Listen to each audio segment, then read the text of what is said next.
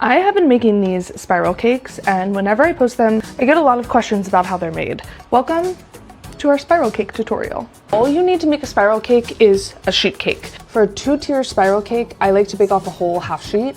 If you're just doing a 1-tier cake though, you can just do a 1/4 sheet. The first thing you're gonna do is cut your cake into strips. I like to cut mine into 1-inch strips. These will make your spiral, so the thicker the strip, the thicker the spiral. Now that we have our strips, we're just gonna take them and lay them out in a spiral. Now, obviously, since these are not round, they will break a little bit as you form the spiral. You can either just kind of fill the gaps with buttercream if you really don't care. If you do want this to be a little bit cleaner, you can just cut out strips of cake and kind of fill the gaps. Once it is frosted and everything kind of settles together, especially if you're doing 2 layers and you have some good fillings in the middle, it kind of just glues everything back together and it stays nice and intact. You also might have to carve some of the edges so it's a little bit rounder. You want this to be as close to the final shape as possible. Once we have our spiral, we can either add our fillings or frost it and go as is. Since this is just for tutorial purposes, I'm just gonna frost it as a single layer, but I have only ever made this as a layer cake, so it works incredibly well as such. And the key here is you just need an incredibly secure dam. Something like a whipped ganache or a mousse or something that's just not gonna seep.